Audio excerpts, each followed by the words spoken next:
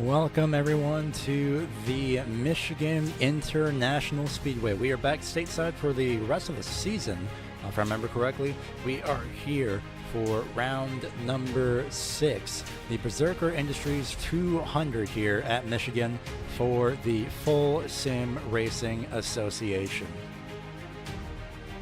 Coming off the back of a quite interesting road course race last week in Austria at the Red Bull Ring, we come through Michigan with now 3 winners in the point standings. Now, you may see here where it says 1,003 points or 2,006 for Brian McCann.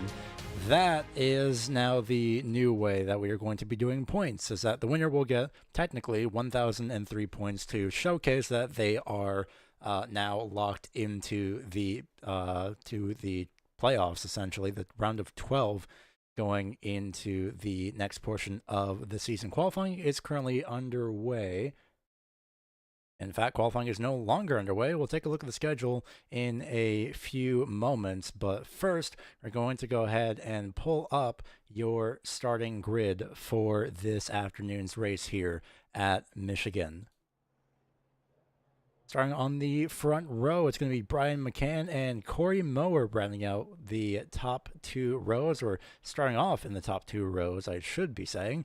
Second row holds Trey Jackson in the number 5. I haven't seen him for a while. Good to see him back. Victor Pfluger will be rolling off in the 4th place position. Bringing out the top 5 is going to be the 26 of Travis Dart, with Hunter Karsten in that number 13, starting off in the 6th place position. Starting in 7th is going to be William Duff. Last week's winner, Zachary Lovelace, starts off in 8th.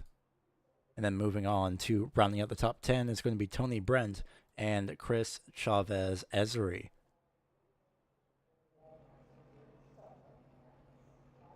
Starting off in the 11th and 12th place positions, we have Jonathan Burt and Jeffrey Souza.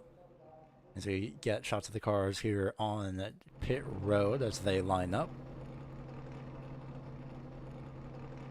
Starting off in 13th is going to be David McConnell, with Doug Pierce starting off in the 14th place position. Starting in 15th is going to be Andrew Littman in the 00, with Larry Griffin starting in 16th place to his outside. Next row we have Heberly Telemack, the last driver to set a qualifying time. Cameron Sarton did not set a qualifying time. You see him roll ahead just a little bit. Very eager to get going in that number 1 machine. He will start off in 18th. 19th place is going to be Michael Thorpe Jr. 20th place is going to be Ryan Lynch.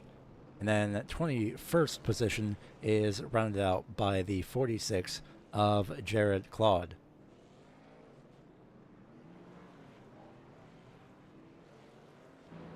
Pace car already rolling in a different paint scheme from Brian McCann this week. So different that we didn't have time to update the coloring on the graphics, but still a very impressive tribute paint scheme to both Earnhardts nonetheless. In fact, we'll see if we can get a pretty solid shot of it here down the back straightaway.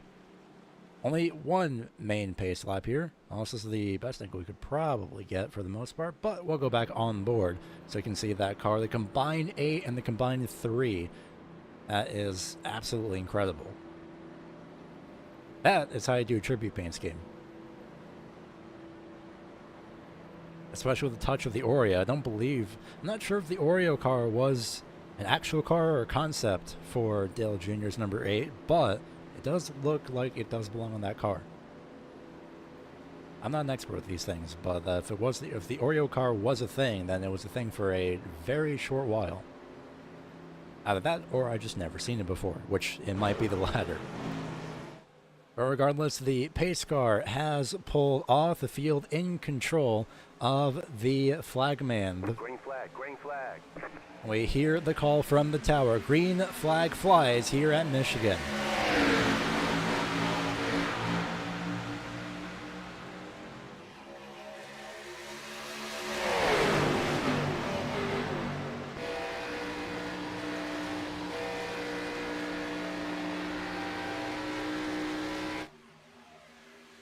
As we go down the back straight, we see Victor Fluger bouncing off the outside wall and corner exit. That's been the key thing. I have ran a couple of the Xfinity races here this week.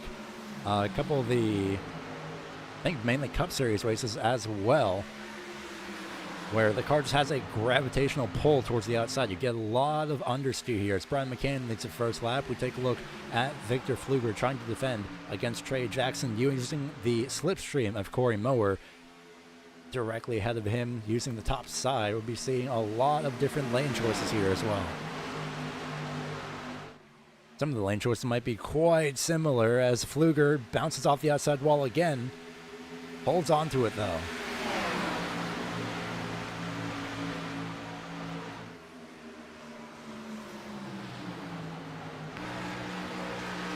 I saw the understeer just ever so slightly before the camera cut where the 5 of Jackson slid to the outside and trading just a little bit of paint with the 80 of Fluger. But regardless, still holding strong are both these cars as we ride on board Hunter Karsten.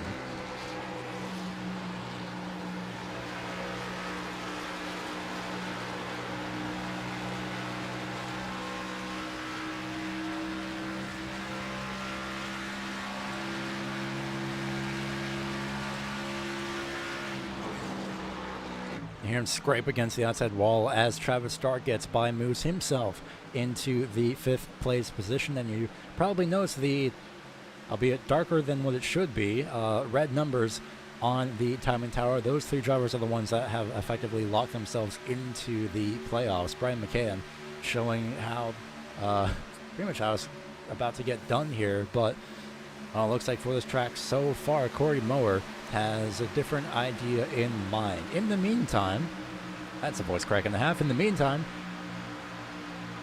the stage will end at lap 45, the completion of lap 45, if not sooner.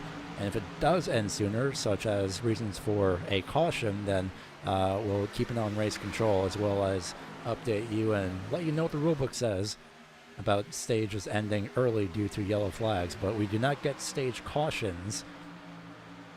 The race will just continue as normal once we hit lap 45 and the completion of lap 45. And just 5 laps in, Brian McCann already potentially about to find himself getting challenged by the 84, as well as the 80 of Fluger, both of them barreling down or bearing down on the gearbox. And you can see the backfire from Corey Mower as he lets out the throttle, sliding up just a little bit. Are going to be both these drivers. The hard shut to the door, Victor Fluger, I saw there on the corner exit.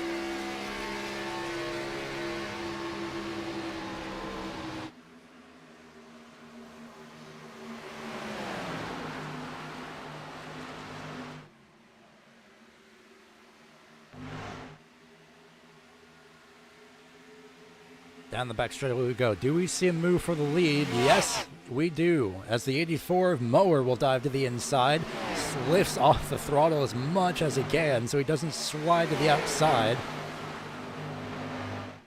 Nothing possible there in turns 3 and 4 that time. Look how close these 3 are. A lot of challengers on hand for the lead for Brian McCann. Dare I say, it's because of switching the paint scheme. That blue is probably a little bit more weight saving than both the black and red alternate paint scheme.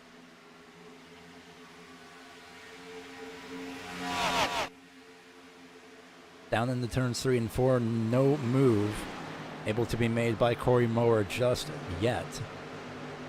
They'll regroup and try again here as we round off turn number 4. And just like that, 7 laps complete. Lap number 8 is on the board. Holding strong in the top 5 is Trey Jackson.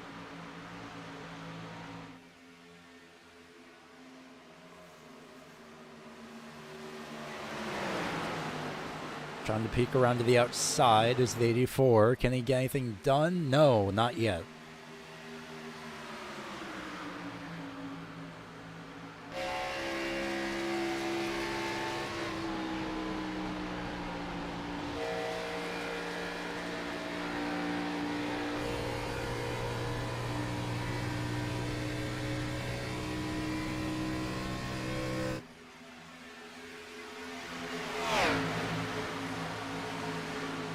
Well, with how we've seen Michigan this past weekend, I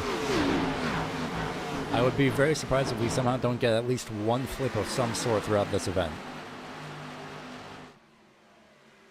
We had an Xfinity in real life on Saturday. We had on this past, well, just yesterday, actually, believe, with Corey LaJoie in the Cup Series. So if we don't get it here, I would actually be quite surprised.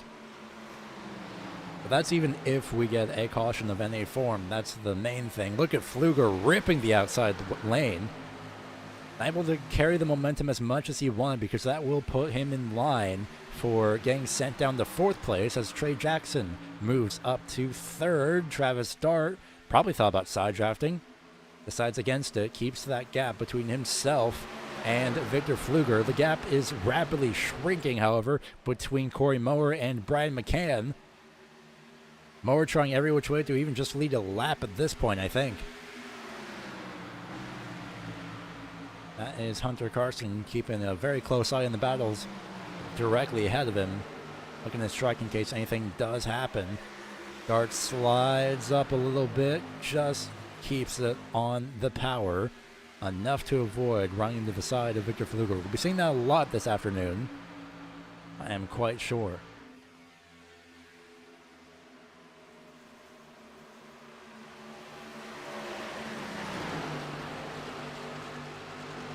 The very frustrating part about being in this kind of scenario is that you can line yourself up for a pass all you want, you can get alongside somebody all you want, but as the saying goes, it's one thing to catch somebody, it's another thing to pass them.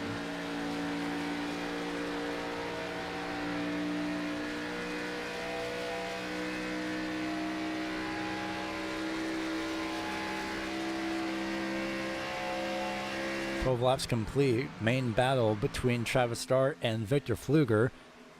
I was about to say it might be over as Dart has made his way by Pfluger. I thought Pfluger would have made a move to the inside, but able to carry the momentum into turn 1. Yet both drivers hit the outside wall though after number 2. Remember what I said about Hunter Karsten watching that battle closely? Well, he's about to be a part of that battle as that understeer into the outside wall on corner exit to number 2 has brought him into the top 5. This also brings in a little bit of contact as well, I think. This also brings in the 34 of Michael Thorpe Jr. and the 15 of Chris Chavez Essery.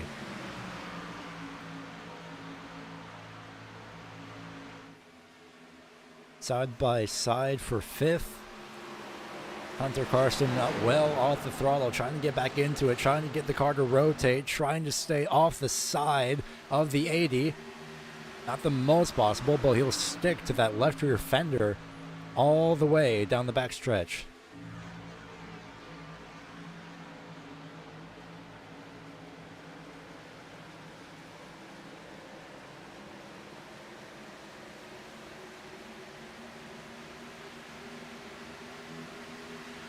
This is 4-car battle for 5th.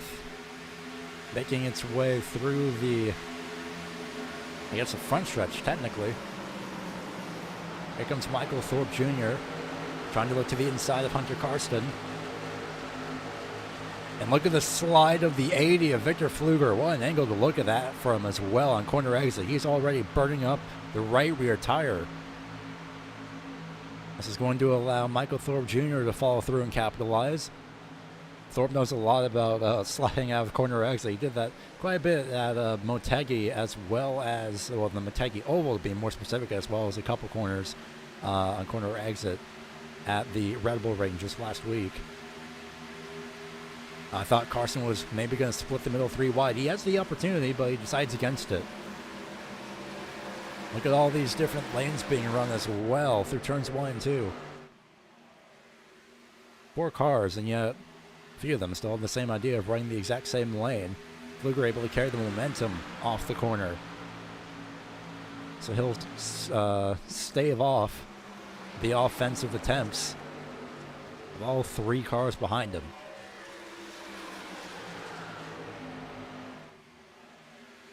Karsten, though, not done just yet. And neither is Thorpe, actually.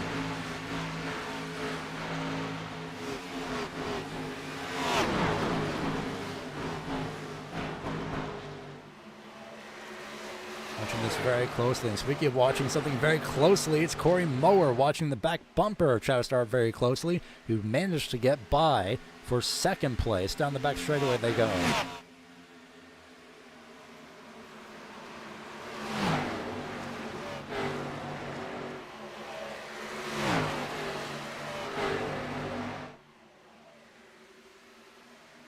So Travis Starr up to second. That sends Corey Mower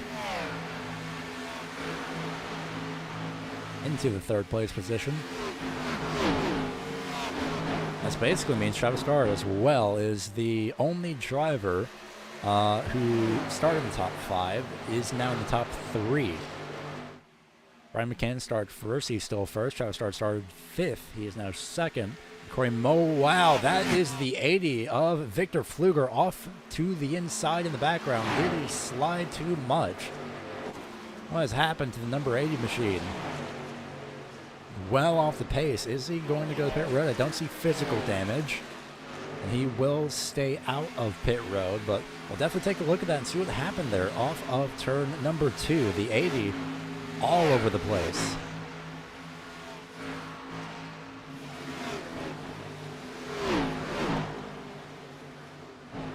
So let's see what we can get here once we head to the replay. It's about a couple corners beforehand, but still a good way to see what happened in the lead up of the corner exit.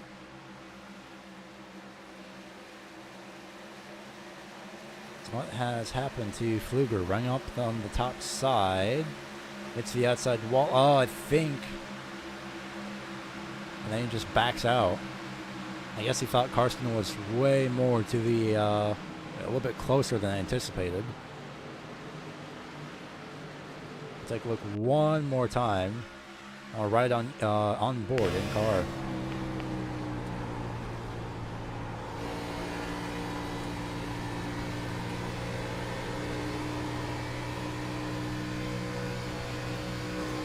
Yeah, it's just one of those things where you think the driver is coming up to the outside, tried to put the power down and lost control. That's what happened. The wheel spin got too much.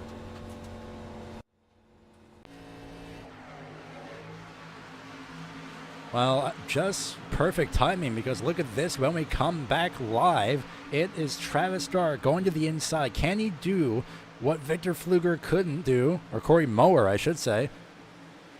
Can he complete the pass? He's there. He is alongside, just by about a quarter of a car length, but that might be enough to be there. Drag race down the back straightaway into turn number 3. Could be a different blue car leading this week. This could be in a lighter blue color. Completes the pass. And officially, after 20 laps, new leader, number 26 of Travis Starr. But Brian McCann is right on the back bumper. Very interestingly, he's not trying to make a move immediately to take the lead back. So I think he knows that it's better to just run with Travis Starr at this point in the race, rather than try and battle for first place. Speaking of battles, we do have a couple more battles here in the back. Jeffrey Souza battling with Tony Brent.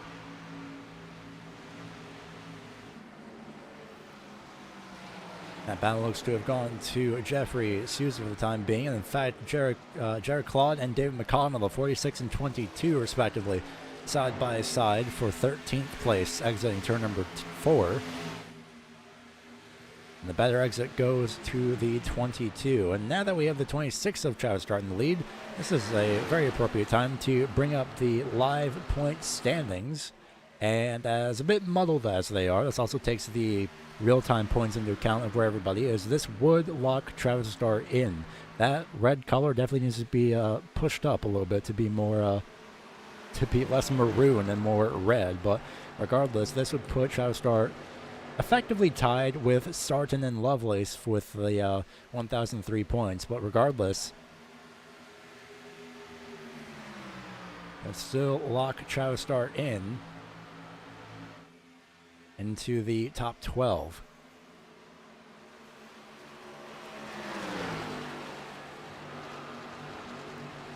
Trying to go around the outside is Brian McCann. A little bit of a bobble off turn number 2. A little bit more slidey than he would have wanted, I would say.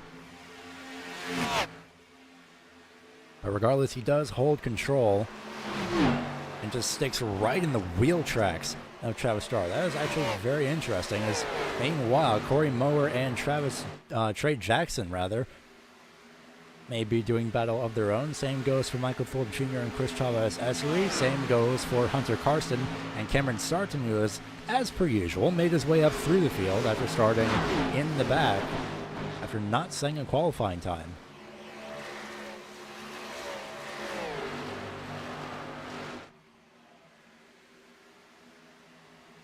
We'll see if we can get a better shade of red. Actually sticks out and then blends in with the blue. But regardless, Travis Starr way to the outside running his line. Brad McCann trying to run a little bit lower, slides up. Again, a little bit of a bobble off the corner, not enough to complete the pass, but he is following right in the wheel tracks. Hunter Karsten and the 13, or the 1 of Cameron Sarton battling side by side. Cameron Sarton slowly making his charge through the field. It's been 25 laps, but he is now within the top 10.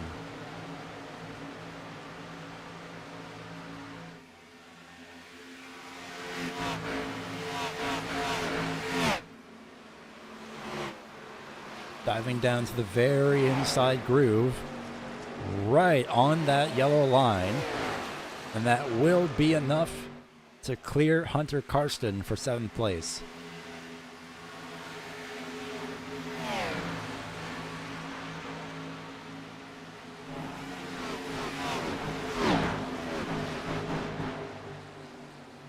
Well, we have a chance. Let's ride on board for a lap or two. Let's ride on board the 13.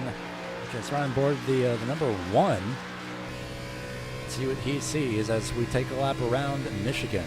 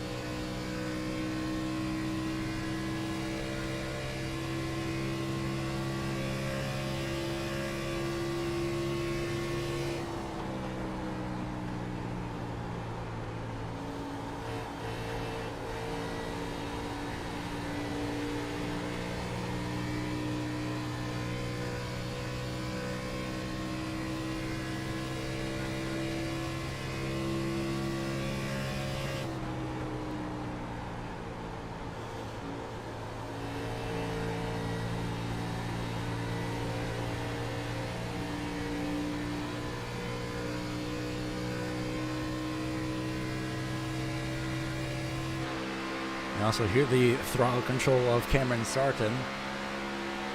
That's Corey Mower and Trey Jackson going side by side, bringing in Michael Thorpe Jr. In fact, Cameron Sarton's just coming up to this battle for pretty much the 3rd place position. It's going to be side by side between Jackson and Mower. Thorpe doesn't exactly know where to go, but he decides to stay behind the 84. And down the back straightaway they go. And look at that shot. Jeez. That's 5 cars within, what, 0.2 of a second of each other, if not less. Give or take about 0.05 of a second.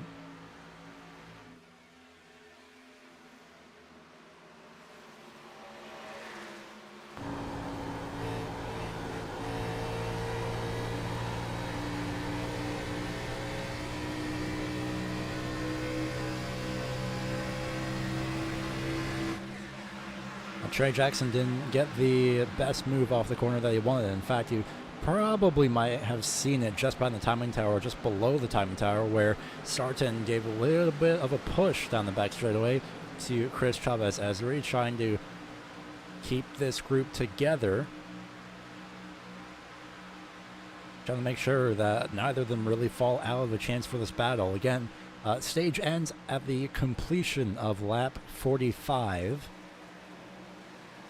So take a look at this battle. Michael Thorpe says, well, you know what? If Trey Jackson can't do it, maybe I can. We'll see what we can do.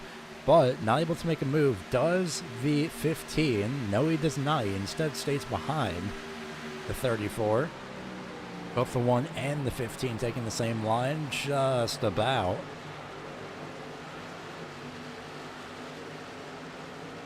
You can see the momentum carrying Sarton to the outside. The slipstream helping out just a little bit, making sure to give room to FSRA.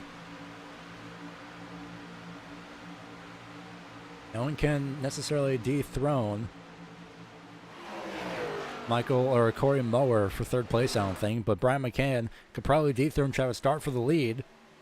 After about 10 laps, Brian McCann's thinking, all right, look, you've had your chance, now it's my turn to lead again. Meanwhile, just behind them, Corey Mower has fallen to fourth place. Michael Thorpe Jr. has gotten back into third.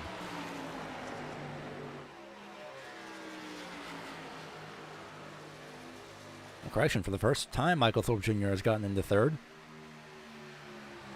After 10 laps, the lead ticks back over to the 8 as Trey Jackson is going to be the first driver to blink and go to pit road.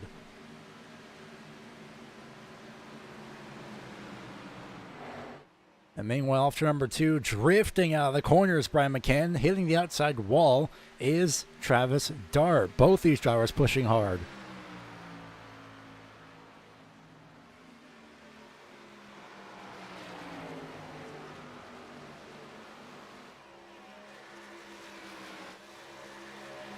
Corey Mower dropping back on the outside lane.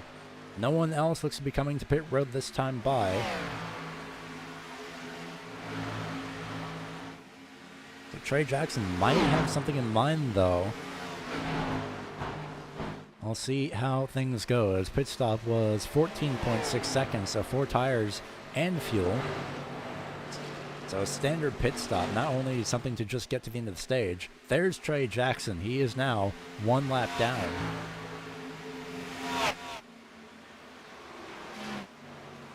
Cameron Sarton about to make his way into the top 3 once again. After a hard charge, it may prove successful. Brian McCann goes to pit road. There's Corey Mower going to pit road in the background. Zachary Lovelace, a little bit of a bobble. Tony Brent just holds on to it.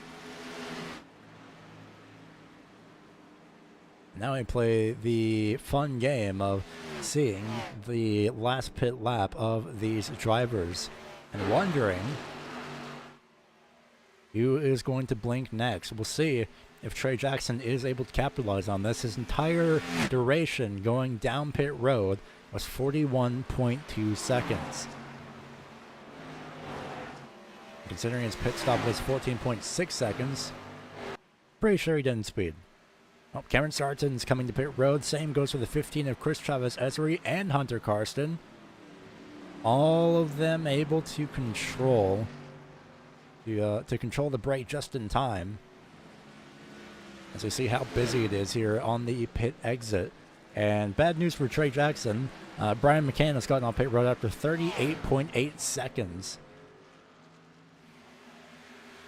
So dare I say, maybe Trey Jackson may have overshot his pit box. We don't really know for sure. Travis Star looks like he's about to come to pit road. Yes, he does. Same goes for Michael Thorpe Jr. sliding a little bit on the apron, but holds on to it.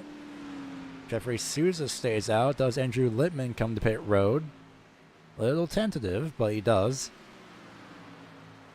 See the banking transition, how difficult it is with the rear of the car stepping out. Meanwhile, William Duff has led the previous lap at the start-finish line. Jeffrey Souza, however, is about to say otherwise. Granted, it's not for the... It's still for the lead, but it's not for the net lead after taking pit stops into account. These two are going to be the last two to go into pit road. Are any of them going to stay out? William Duff will stay out 1 more lap. Souza decides to come into pit road. Souza wanting to be extra, or Duff wanting to be extra sure that he does get that 1 lap lead. Maybe trying to stretch it out. We'll see how things go. Considering everybody else is already pit, you can only hold on to it for so long.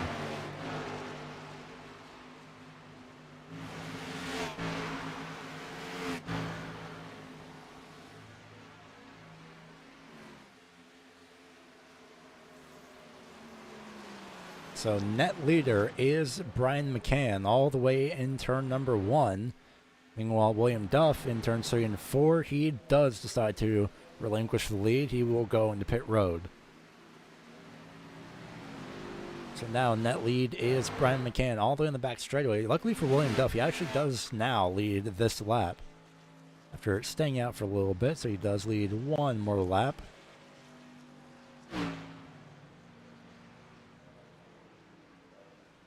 I'll come to a sliding stop in his pit box, but still dead even.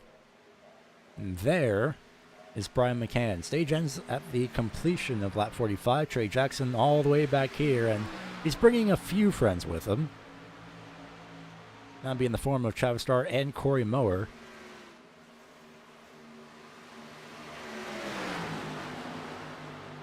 And just as William Duff exits pit road, there goes David McConnell around, also for position. So Duff will come out of pit road in 14th.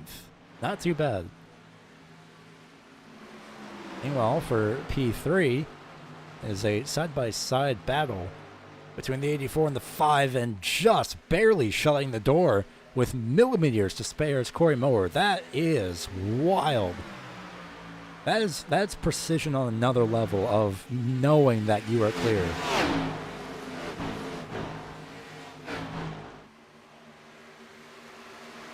While these two are side by side, oh, by the way, let's take a look at the point standings, and still somehow managing to lead the, I guess dare I call it the regular, the main point standings of the drivers that are not locked in. Still leading is Tony Brent. That is impressive. That will definitely get him into the top 12 going into the playoffs, provided things still go well and he does remain consistent. So far, I would say he is relatively solid. He's got a 50-point gap, give or take. Got 212 points now to 199. I thought that was a 202. Regardless, Philip Chavez and Brian Johnson are not here this week. So for once, with the live position in parentheses, that is accurate. So there's now a little bit of a larger buffer in terms of drivers that are here between the top 12. We'll keep this up for another lap as we continue to watch the brewing battle between Cameron Sarton and Corey Mower. Meanwhile, Trey Jackson and Chris Travis Esri are going to be battling it out for P5. Every position does count in this case. Stage points are 10 points for first place, set 2 points. Let me try that one more time. 10 points for first place, 9 points for second place, and then minus 1 point continuing on to 10th place. And you get 1 point. That's not playoff points or anything, it's just regular points. So effectively, you could effectively earn 50 points by the end of the race. Cameron Sarton is earning every single one of those points as he has gotten by the 84. But can he stay ahead is the real question. Mower proving himself to be stubborn to shake off.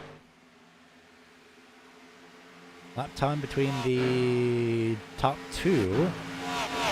Last time by the start-finish line, it was a 40.716 for Brian McCann and a 40.298 for Travis Starr. So Travis Starr is closing in the long run, but it will not be enough to close in time for the stage win. In fact, the difference last time by was about 3, if not 2.5 tenths.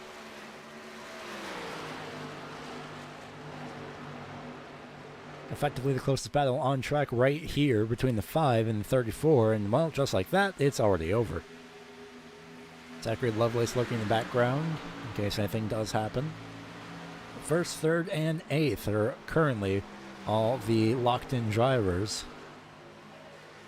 So far, the main dominant one already at 3,009 points is Brian McCann. Of course, manually, these will be reset going into the round of 12. So the 3,000 points, hypothetically, if Brian McCann did finish with 3,000 points going into the playoffs, and that would all be reset to 1,000 points plus however many playoff points they have earned. So if Brad McKinnon earned, say, 3 wins and 3 playoff points, well, he would have 1,009 points. And then that same method will continue going into the next rounds, effectively with 3,000 points going into the Championship 4. And oh, by the way, lap 44 has just been completed. So this is the last lap of the stage, and this is going to be the battle that we are looking at. As the top 4, or top 3 are all effectively locked up. However, 4th place is under fire. Chris Chavez Ezri saying, well, I want that 1 extra point, please.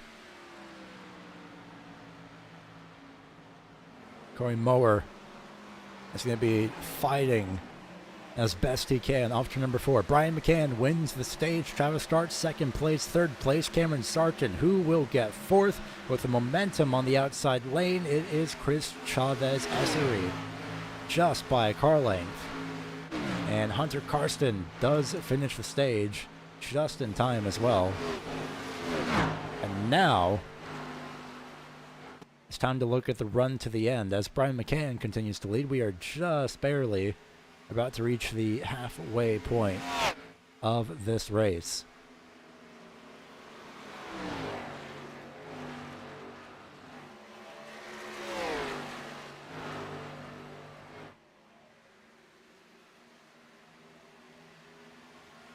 To get the stage points updated in the meantime, but we're going to go ahead and step away and do a little bit of a side-by-side break so you won't miss any of the action, and you'll be able to follow your favorite driver on the left-hand side of your screen, because that is where the timing tower will be located here.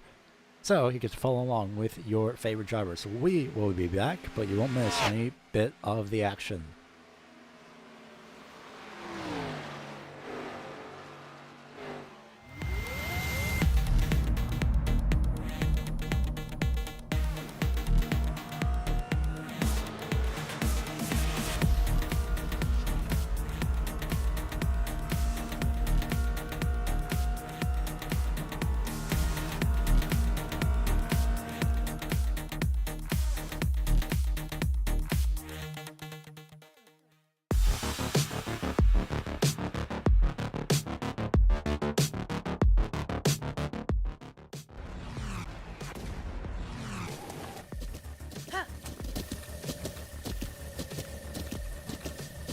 With the Butt Kicker Gamer 2, what you see and what you hear is what you feel.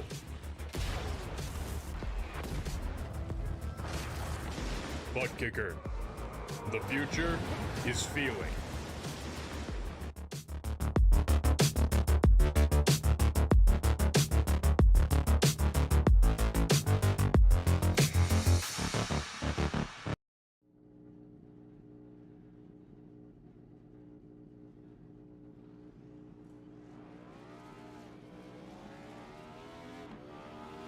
Here at TWRS, we're always here to help our squad when they need a little push in the right direction.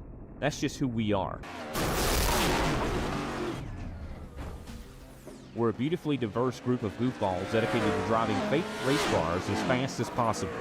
And we continue to push each other to the front using the power of nonsense. We have one of the strongest NASCAR programs on the service, and you can access it all for $24.99 a month. And we just released individual subscriptions for $14.99 a month for each NASCAR vehicle. We also just added a Rallycross program, and our IndyCar program is taking off as well. So come join the weird side. We have speed and cookies. Cookies are not included in some locations.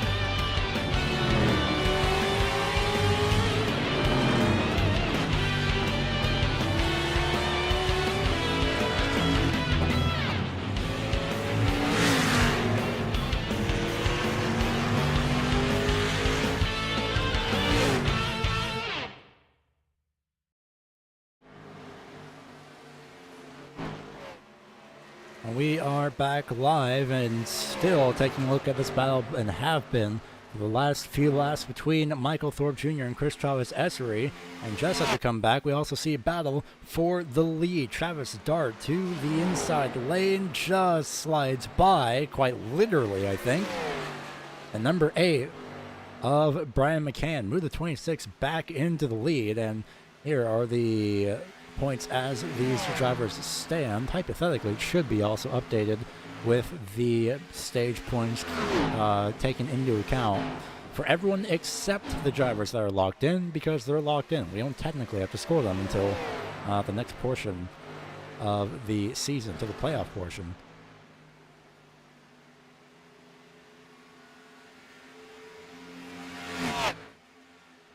Let's see if Brian McCann has anything to say about this as he'll dive to the inside lane. Trying to run in that second to lowest groove, but not able to carry the momentum on the inside. So this leaves Travis Dart out in front, safe for now, as we'll take a look back through the field. In fact, the next closest battle is right here between Trey Jackson and Tony Brent. Tony Brent did not finish in the top 10 in the stage, I don't believe. No, he did actually. Got 2 points. And nearly making contact. Was about to have no points there. But that collision course did stay as it was between 13 and 28. 13 of Carson getting a little bit loose. You see the points swap over to 213 points. And that Brent has made his way by the 13. Another thing, if he can just stay in front, and he does, leaves the inside lane open, protects the inside lane. Carson will be not exactly forced to follow through, but can't really make a move if the car in front of you has a lot of momentum. So Victor Pfluger is in pit road and has been for the last few laps. Not sure as to the reasons why, just, yeah, I don't believe he has any damage. So we'll take a quick look at the exterior of the car. Looks to be relatively intact.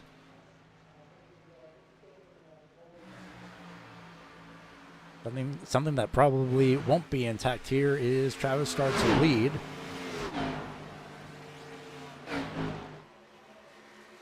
Let's see how things go just before the race. Travis had said, if we don't have a car flip here at Michigan after this past weekend, then I'm going to be pretty mad. The downside is that if these two make contact, it might be one of these two, and it might be Travis Dart. That's a long ways away from happening, though. We'll keep an eye on this lead battle regardless. So we will switch back to 15th as Ryan Lynch getting by Doug Pierce. Andrew Lippman has settled into the 17th place position for the moment, but still looking to pick up a couple extra points.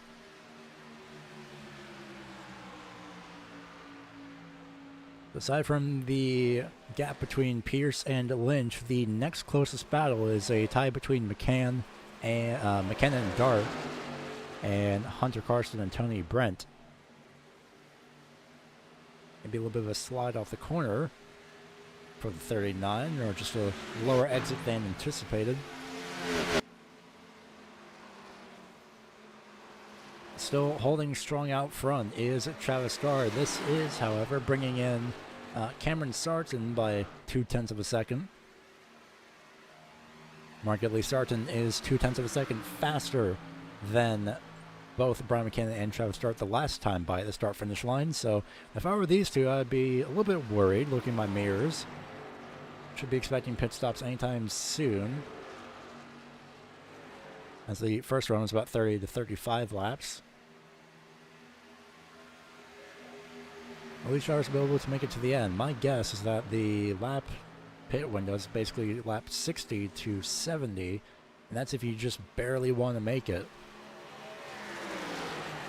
So far, so good, and dare I say, we might possibly have another caution-free race on our hands This will be the 4th one this season, I believe. I have to double check.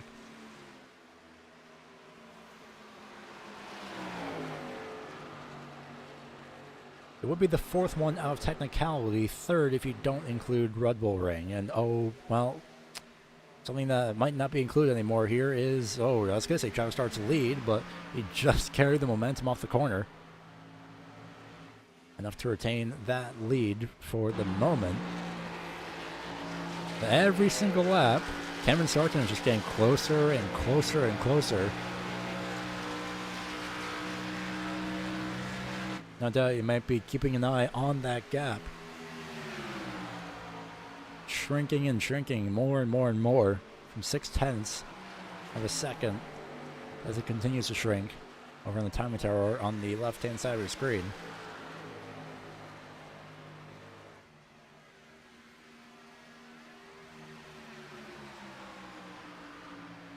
So we have 40 laps to go here at the start-finish line. Cameron Sarton did a similar thing before where late in the run he was able to catch and pass Brian McCann, and Travis Dart didn't exactly have, well, it was at Dover last time where Sarton was chasing down McCann, so maybe that weekend Travis Dart was having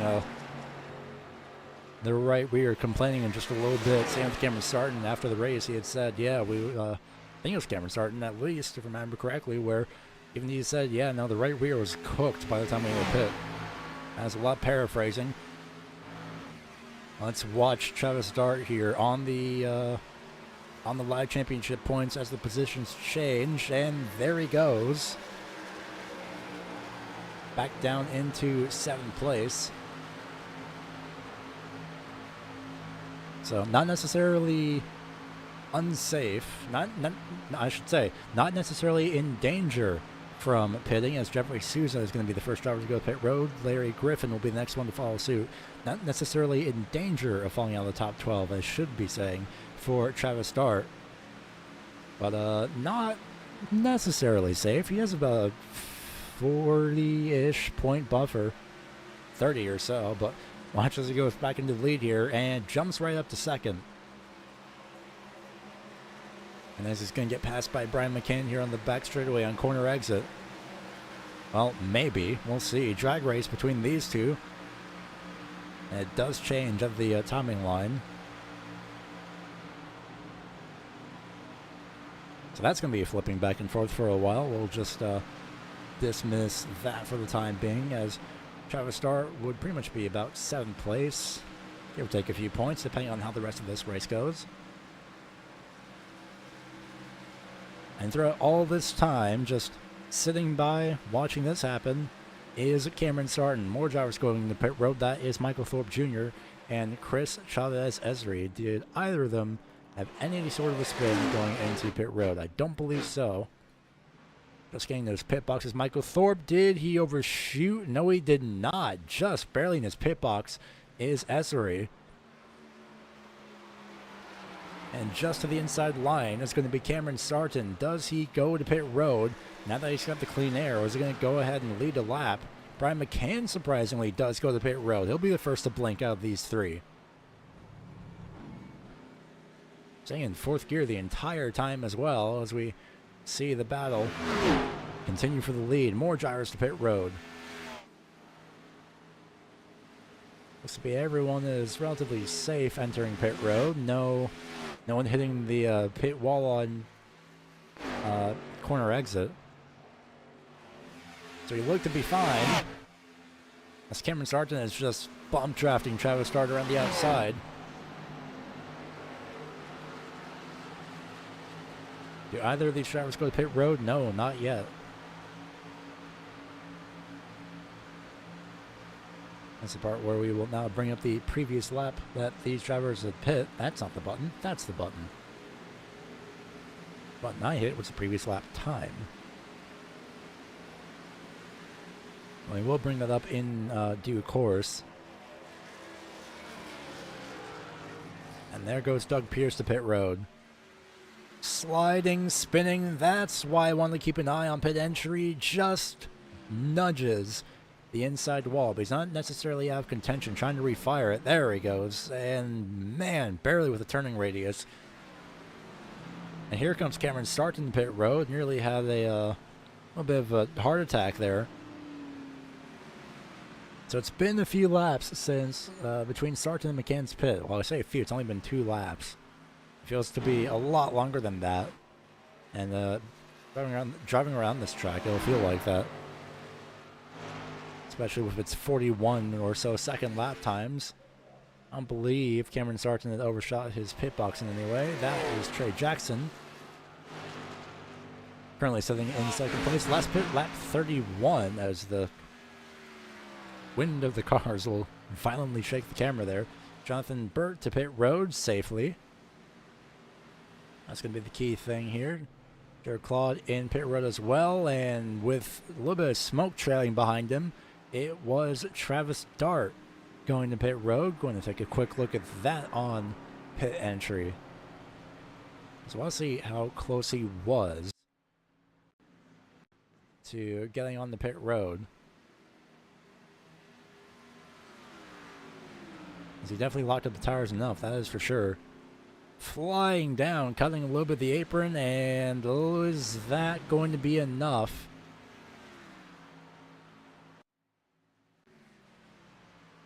It looks to be, yes, that slowdown was definitely more than enough. 15 seconds flat, and there's Cameron Sarton. And where's Brian McCann in all of this? 4th place, net P1. Michael Thorpe Jr. and Chris Chavez Essery, though, are significantly closer than expected, I'm sure, especially with pitting 1 lap beforehand. Our top 3 have yet to pit. Where's Dave McConnell? There he is. So Trey Jackson leads for now, pops out of existence for a second. Internet connection will do that sometimes, and, well, that does bring up a point of, well, the controversial, questionable, I guess questionable, decision of bringing in mechanical failures from, say, driving the car too hard, where, let's say, you brake too hard and the brakes will fail on you at some point later in the race. Let's take a look at the top 3. They do not go to pit road yet, but in a very roundabout way, we have arguably a more punishing form of mechanical failures, and that's called internet connection.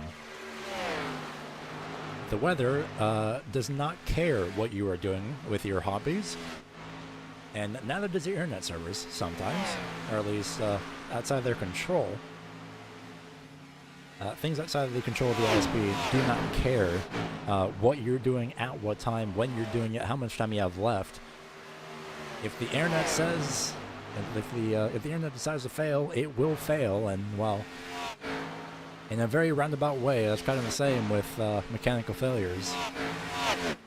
Maybe we'll see them in iRacing, we'll see. It's a matter of which ones specifically. I, for one, would love to see brake fade, because that would actually be quite fun. Did Dave McConnell dive to pit road? He did not. I think these guys are now at this point just waiting for a caution, hoping for the best, because they have stayed out a long time. Trey Jackson stayed out for 40 laps now. Maybe also trying to guarantee himself an in, effectively, by the end of the end, in case we do have a late race yellow that does extend the total distance.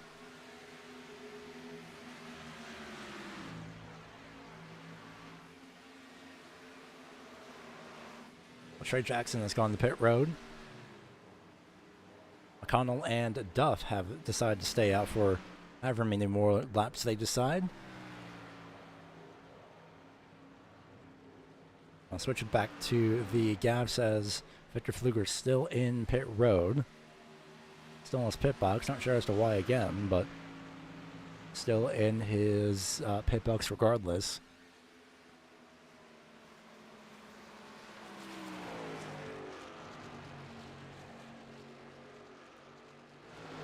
Both William Duff and David McConnell choose to stay out once again. Again, more than likely banking on the yellow, but I don't know at this point. I do what Trey Jackson would think and say, all right, it's been enough. Let's go to pit road. And despite the fact that Brian McCann is net leader, Chris Chavez Esri and Michael Thorpe Jr. net third, net second, respectively, are all still within a very close margin of any errors that McCann does make, then it will cost him. Next driver in position is Cameron Sarton here, with Travis Start just directly behind him. So a few lap drivers are in between. Very, very long run though.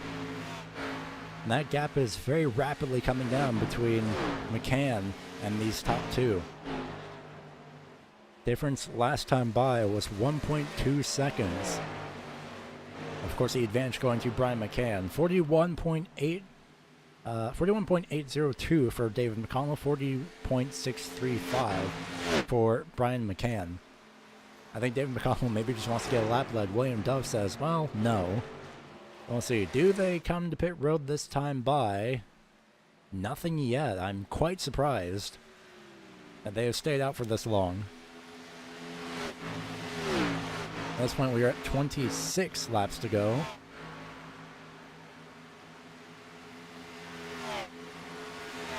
Lap time between David McCann, or Brian McCann, and these two behind him.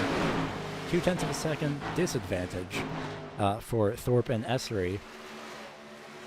40.788 seconds for Brian McCann, and then 40.932 seconds. And in fact, while we do have this time, let's go ahead and throw up the previous lap times on the left-hand side of the screen. As no one blinks yet, these two are still staying out.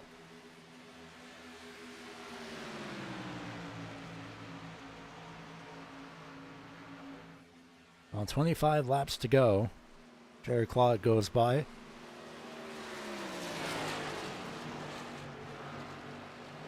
At some point, these two are going to have to pit. I know that much. I know that much. There we go. Impromptu tongue twister, apparently. William Duff using the draft of Jared Claw to get by. Or at least get to the inside lane. Does he go the pit road this time by? No. I wonder how long these two are going to be staying out for. At some point, they'll have to pit. I know that much. At some point, these positions back here are going to be settled, but by who and where is going to be the question. So this is all for net P2, the 34, effectively going to be net second place.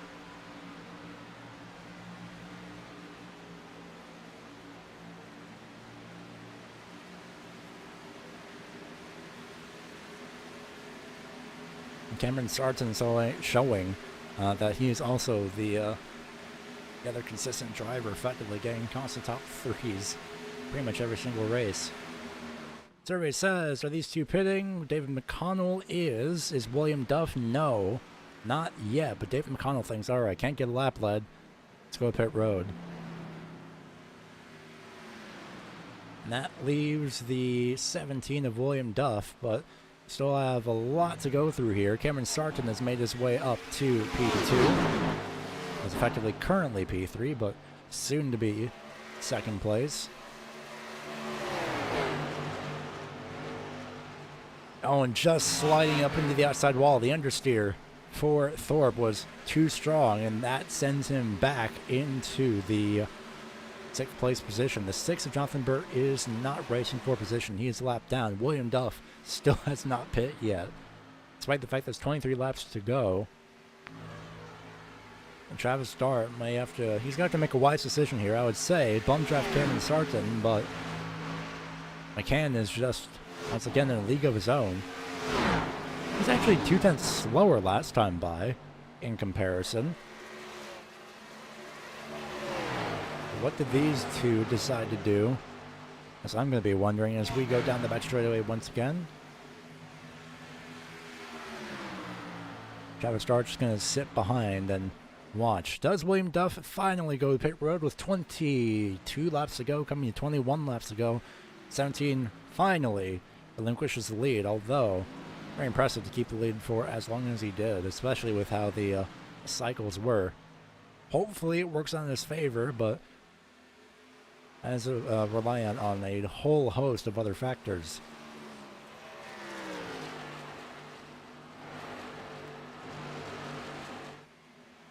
So last time by the start finish line, 0.3 of a second slower was Brian McCann compared to both of these two.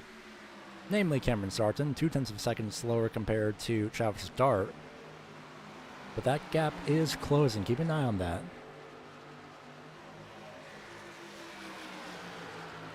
In fact, we'll do this at the start finish line. 1.4 seconds, we'll call it. That just ticked up on the corner exit. Let's see what these two decide to do.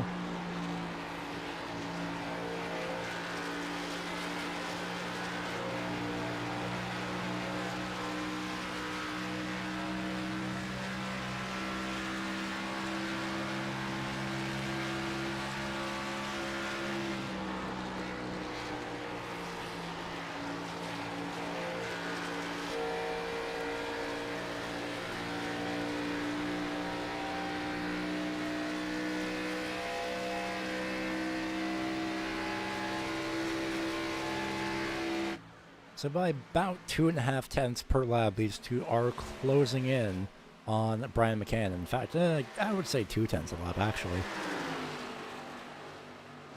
Give or take, say, 0.05 of a second. But the gap is closing. It's just a matter of how fast and when. As Sarton and Dart, no doubt, are going to be working together. Meanwhile, keeping an eye on the 15 and 34.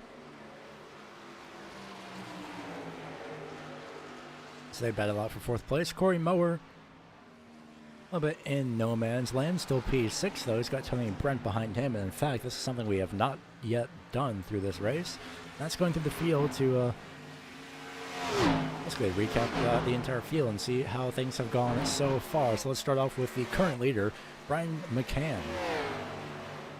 Probably about to be a 3-time winner here so far this season. Emphasis probably.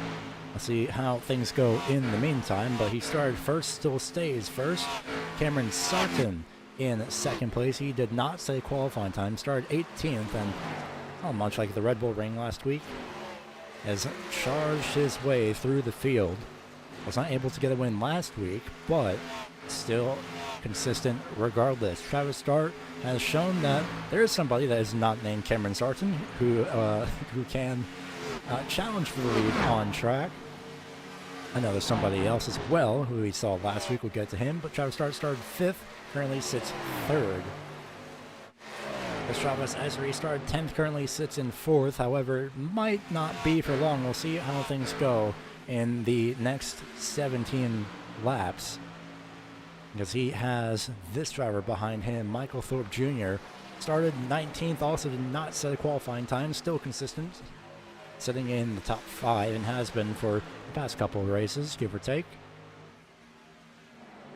And we see the 84 of Corey Muller and the 70 or the 28 of Tony Brent battling it out. So we'll go with Tony Brent for the moment.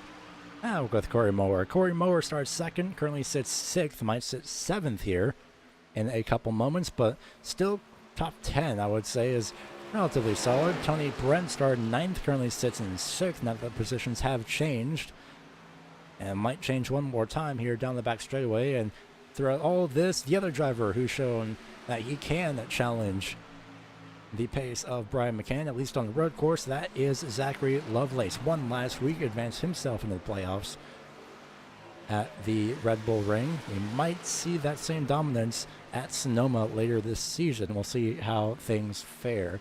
Meanwhile, Hunter Karsten started in 6th place, sits 9th. Again, not too bad. Still been consistently top 10. I feel like every time we check in on him, he's always consistently top 5-ish, 5th through 10th. So not too bad, if you ask me. Jeffrey Souza sits in the 10th place position. I believe, I could be wrong, I'll reference my notes here. I believe this might be the first time that Souza would be in line to get a top 10 finish. Correction, 2nd time. In race 2, he finished in 8th place.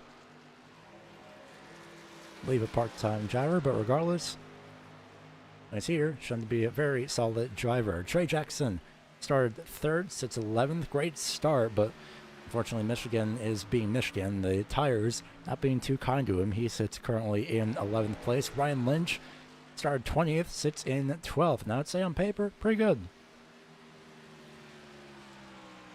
Shown himself also to be a relatively consistent driver. A lot of consistent drivers technically throughout this field, depending on the average positions once we average everything out, but so far so good. Hasn't gotten himself into trouble too much. William Duff has snuck his way into the lead a couple of times throughout this event. Starts 7th, currently sits in 13th, and might be chasing down Ryan Lynch here. In fact, the difference between those two is about 1 second, 1.2 second lap time.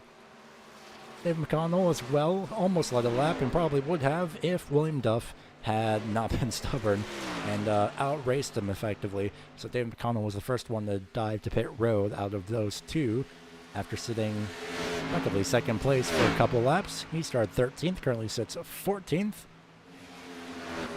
Andrew Littman in the 00 sits 15th after starting 15th. So far so good for him. Griffin has, I believe, shown up pretty much every week. Started 16th, currently sits in 16th.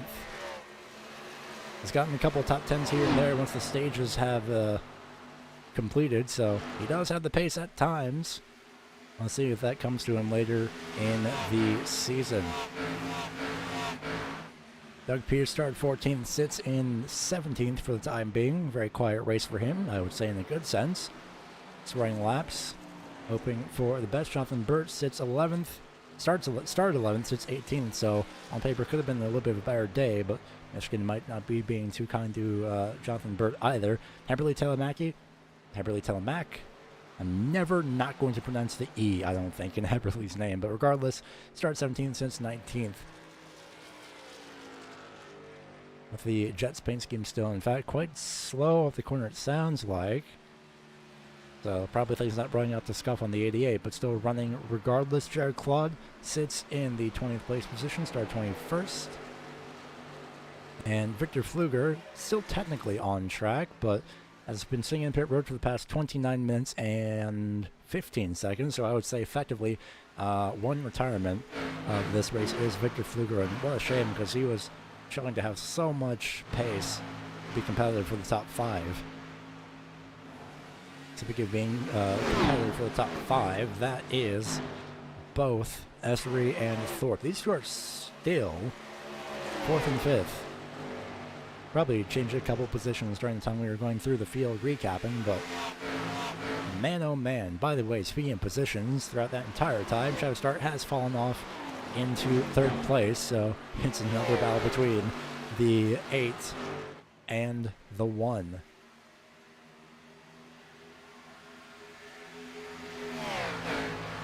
With 9 laps to go, we'll see how things fare. What lanes these drivers decide to run.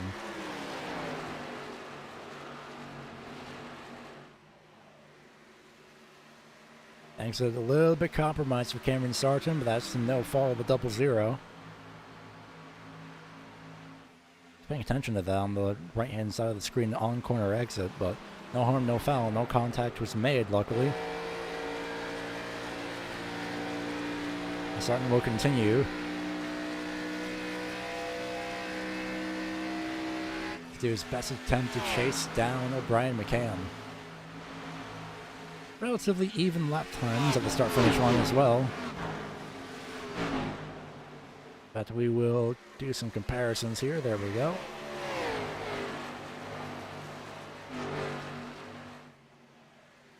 Which also reminds me, that is going to have to be changed at some point. Regardless, about 400ths of a second has separated them, but that gap is closing. It is now 0.45 seconds. Give or take the shuffling through the timing loops, but it definitely shows here the start-finish line. We'll see that Cameron Sarton is closing the gap by mere hundredths per lap. Of technicality, the gap is closing regardless. We get the gap closing. It has closed between the 15 and 34s. They'll go side by side. Not able to keep it on the inside is Thorpe, so we'll fall back behind Chris Chavez for the moment. Regroup and attack again.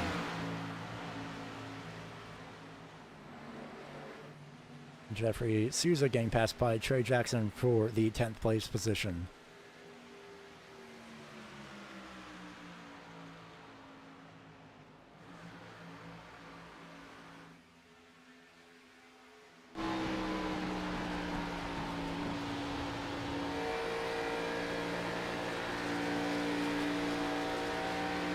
We have 6 laps to go, 5.5 here as we reach the back straightaway.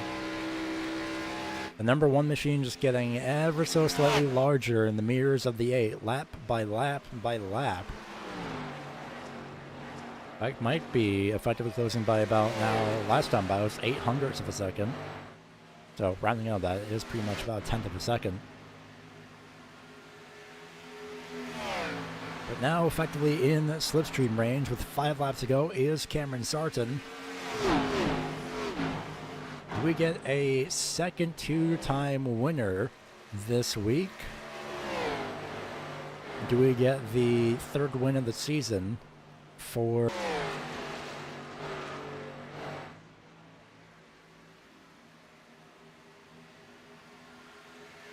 Four laps to go here. The gap has effectively stagnated just a little bit. We're running virtually equal lap times here between the 8 and the number 1.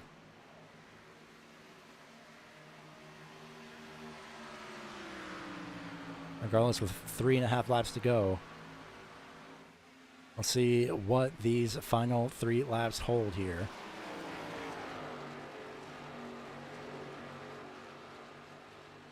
So might have the dominance split off between the 1 and the 8 for potentially at this point until the playoffs, and then that's where things get really, really crazy. In fact, this would be Brian McCann. May have saved a bit of his tires actually, because he did pull a 1/10 of a second gap on Cameron Sarton, so it may not be all said and done though. We'll see.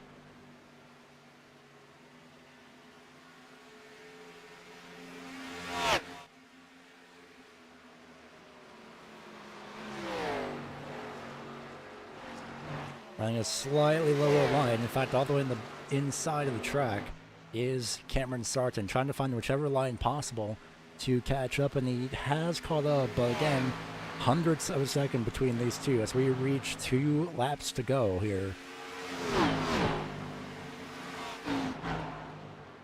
Is Brian McCann going to be the first 3-time winner? Is Cameron Sarton going to deny that and become the second 2-time winner here this season?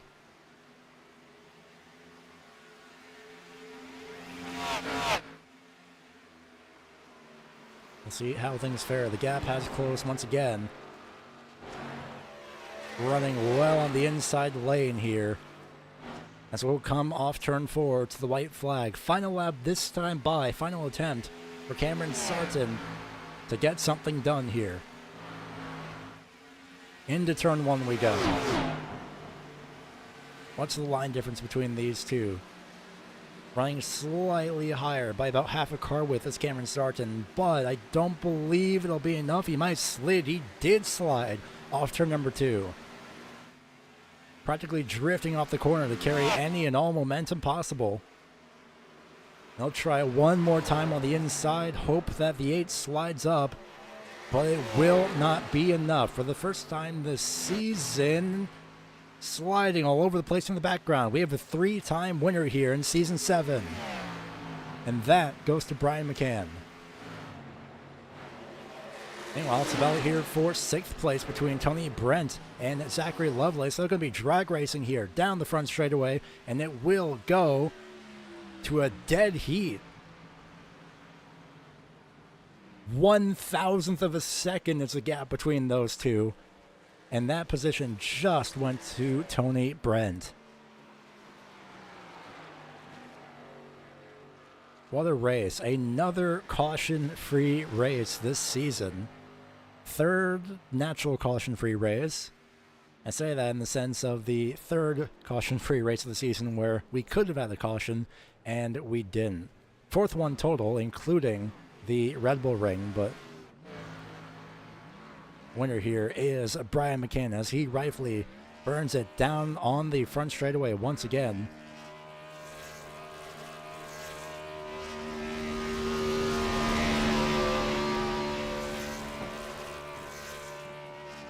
Now this man is not on the team, I will never know. John forced at an angle down the front straightaway. Is he going to go down the entire front straightaway? I think so. He's either going down the entire front straightaway until his engine blows up. We'll see. Or until he loses control, but rightfully deserved. Let's go ahead and take a look at the finishing results here at Michigan. So Brian McCann has won, added himself to the winners list once again. Third win of the season. Will it stay that way? Will somebody else be able to rival Brian McCann's win, or Brian McCann's 3 wins, I should say, or will we just have wins being traded off, or will McCann continue to dominate? That is a question we'll have to find out going into the next few races. Cameron Sarton finishes in 2nd place. Travis Dart has finished in 3rd. 4th place goes to Chris Chavez-Essery. 6th place, Tony Brett. 7th place, Zachary Lovelace. Corey Mower finished in 8th. 9th place is Hunter Karsten. And Trey Jackson rounds out the top 10.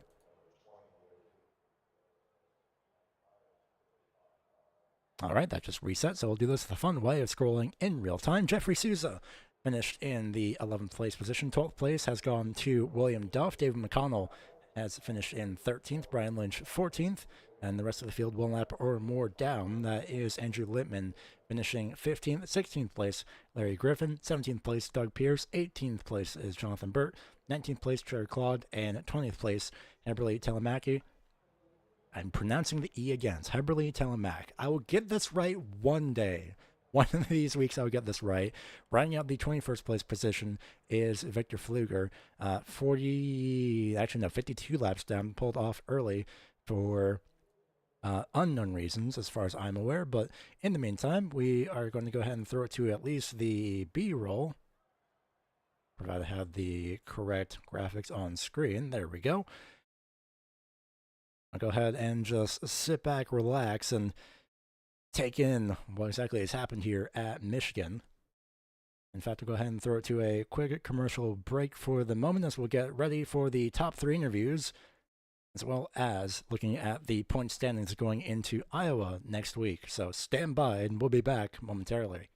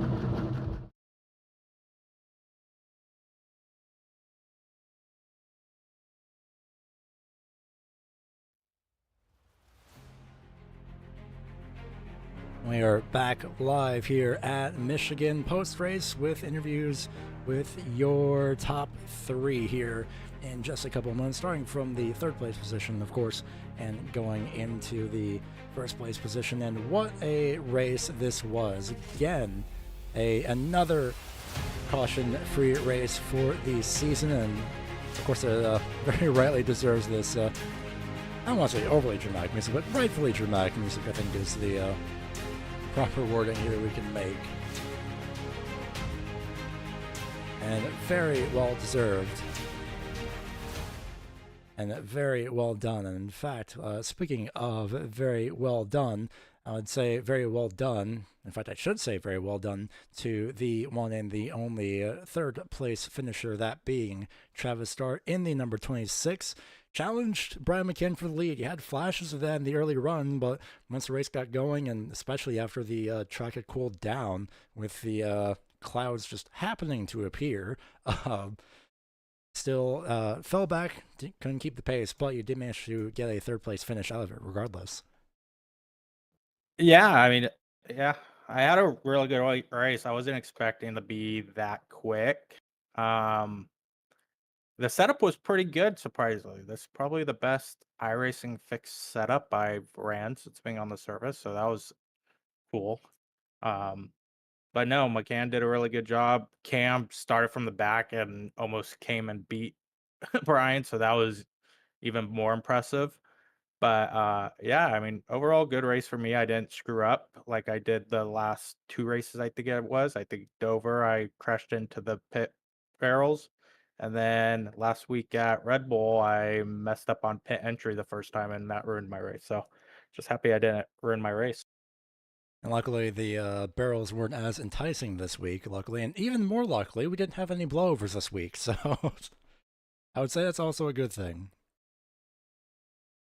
Yeah, I thought I almost sped on the last pit stop, It did look like but I get, yeah. yeah, but luckily I was able to get it down to good enough speed, and yeah, it ended up working out. I thought I would have had a chance to get back to Brian, but I think I just cooked my tires a little too much. I tried something a little different on that final stint, and I think it ended up hurting me. It is what it is, though. I will take that third place finish. It's much needed after these last 2 weeks.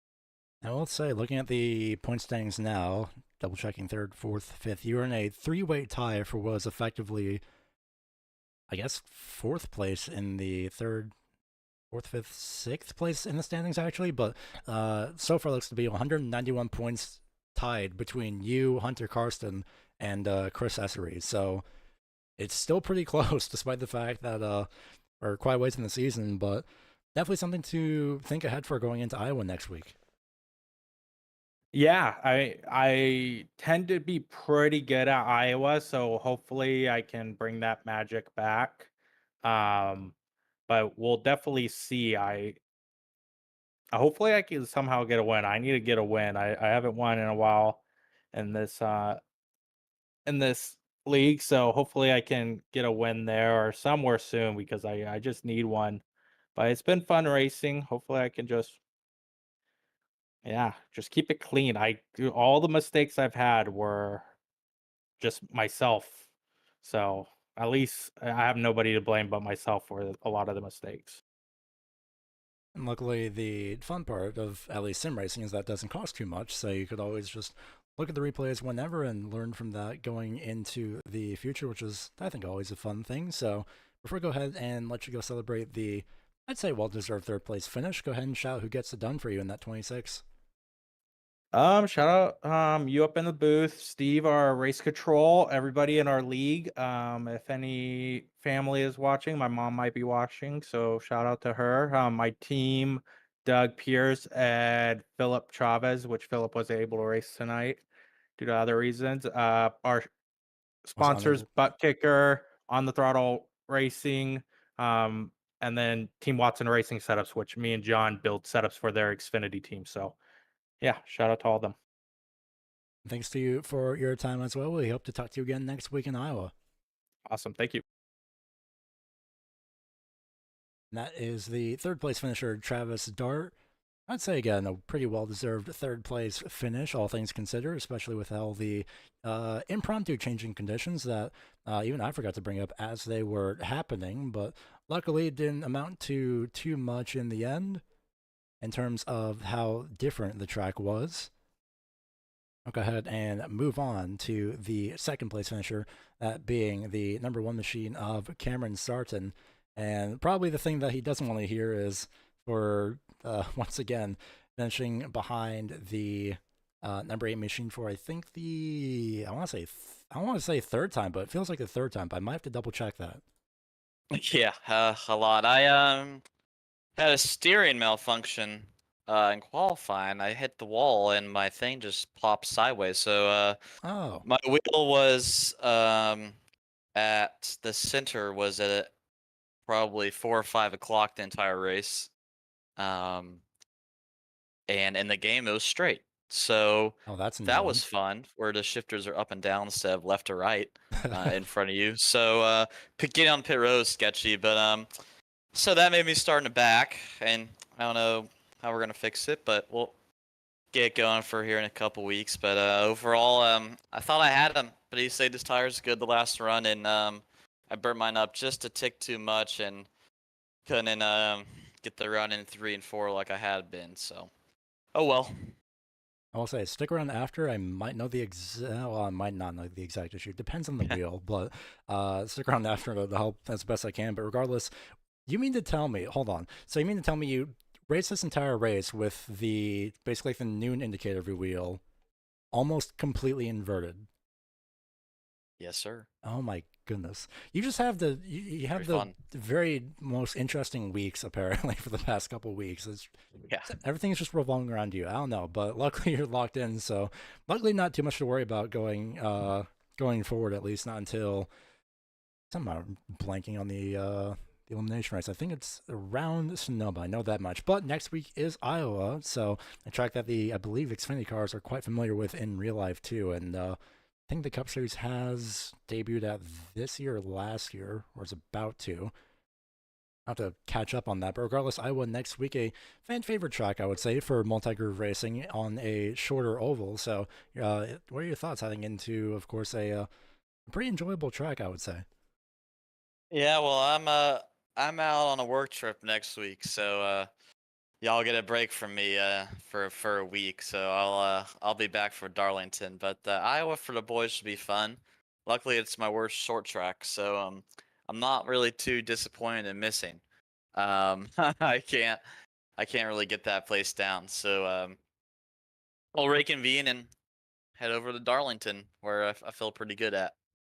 Fair enough, especially with how the one thing I even didn't mention, which I will side mention here, is that the different combination of trucks that we have so far in this, pretty much just the regular season schedule, is absolutely impressive. There's whole, shockingly, variation as well. But before we go ahead and let you go and probably try and fix your wheel, hopefully, go ahead and shout who gets it done for you in that number one. Yeah, so to mom, dad, grandma for watching.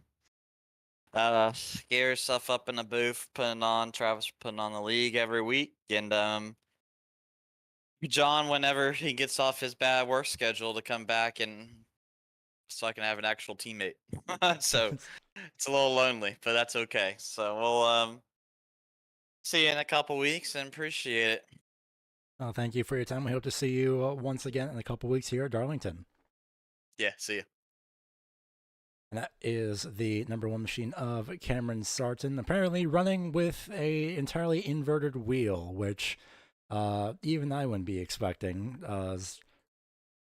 Cameron just has all the fun things happen to him. Brian, this week, once again, three-time race winner, I should be saying more accurately, and with a different paint scheme this week. I had said earlier that well, maybe not having the blue on the paint scheme and not having your regular livery may have put you a little bit under fire from Travis Start, who is also in the blue livery, but he managed to get it done and save tires right at the very end.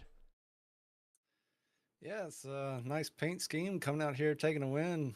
Perfect timing. Shout out to Jones Paints and Designs. Yeah, pretty good race. Track position, super important. So I pit a little early just to get the track position because that dirty air was tough. And when Travis passed me, you know, it was a struggle, and I had to learn it. And we did a little back and forth, and then that's when I come up with that pit strategy. And luckily, I think the pit strategy did it for us. Cam, he was super fast, and I just heard he had all that wheel trouble too. That's amazing. He came from like last to, you know, right up my bumper there. And luckily, going into the next race here again, three-time winner. So let's see, you're pretty comfortable here, but of course that hasn't been stopping you from going out and winning. So go ahead and walk us through the strategy as well as running the different grooves throughout this entire event. Yeah, the grooves.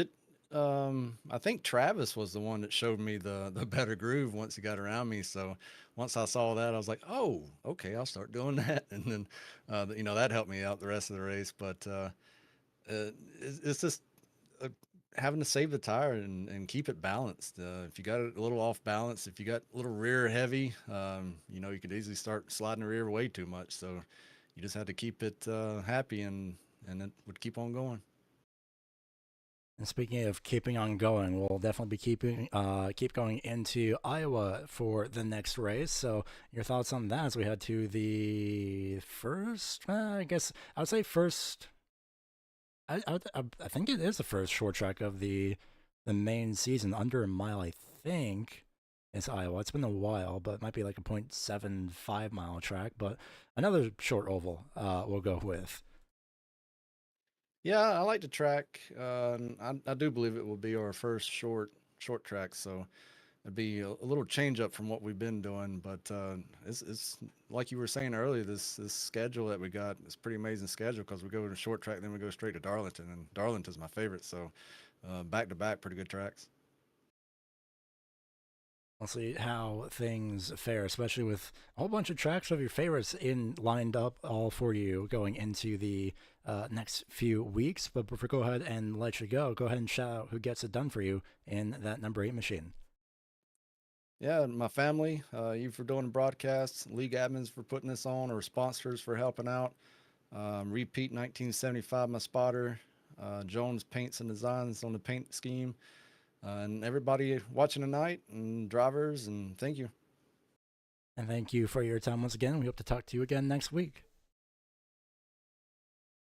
And that is the race winner, Brian McCann. And before we go ahead and sign off, we'll go ahead and show you the finishing, or not the finishing results, but the schedule, as well as the point standings.